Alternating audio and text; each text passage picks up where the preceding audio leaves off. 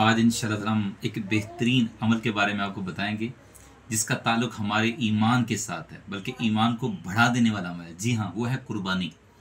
आइए, कुर्बानी है क्या, ये समझने सीखने की कोशिश करते हैं।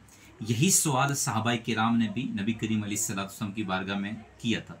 चुनाचे बयान करते हैं सैयदना ज़ैद बिन अरकम रदी अल्लाह ताला अन्हु फरमाते हैं, नबी करीम सल्लल्लाहु ताला अलैहि वसल्लम की बारगाह मुक़द्दस में सहाबाए किराम रदी अल्लाह ताला अन्हुम अजमाइन ने अर्ज़ किया, या रसूल अल्लाह सल्लल्लाहु ताला अलैहि वसल्लम, कुर्बानी क्या है? तो मेरे और आपके प्यारे नबी सल्लल्लाहु ताला अलैहि वसल्लम ने इरशाद फरमाया, कुर्बानी तुम्हारे बाप हज़रत सैयदना इब्राहीम अलैहिस्सलाम की सुन्नत मुबारक है।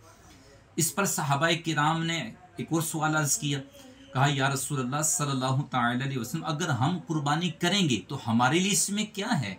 तो मेरे और आपके प्यारे नबी सल्लल्लाहु ताला अलैहि वसल्लम ने इरशाद फरमाया, कुर्बानी के जानवर के हर बाल के बदले में तुम्हें एक नेकी अल्लाह पाक अता फरमाएगा। सुभान अल्लाह। इस पर सहाबाए किराम ने एक और सवाल अर्ज़ किया, या रसूल अल्लाह सल्लल्लाहु ताला अलैहि वसल्लम, ये इरशाद फरमाइए, क्या ऊन यानी वूल, उस पर क्या शरई हुक्म है? तो मेरे और आपके प्यारे नबी सल्लल्लाहु ताला अलैहि वसल्लम ने जवाब इरशाद फरमाया, ऊन के भी हर बाल के बदले में एक नेकी है। सुभान अल्लाह। देखें कितनी प्यारी हदीस पाक है। ये हदीस पाक सुनकर तो बंदे का दिल खुशी से झूम जाता है, ईमान ताज़ा हो जाता है।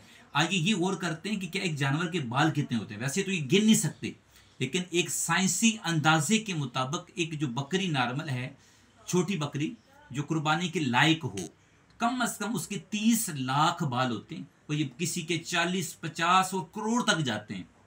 जिस सामत का एतबार होता है वो बड़े जानवरों के करोड़ से भी ऊपर होते हैं।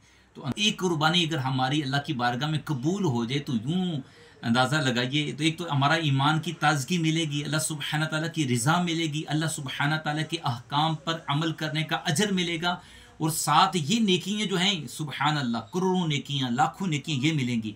सुब्हान अल्लाह। इसलिए ये याद रखें कि जब भी कुर्बानी करें इखलास के साथ, तवज्जो के साथ करें और इस अकीदे के साथ करें, रब जो हर बाल के बदले में हमें नेकियां अता फरमाता है वो रब हमें देख भी रहा है।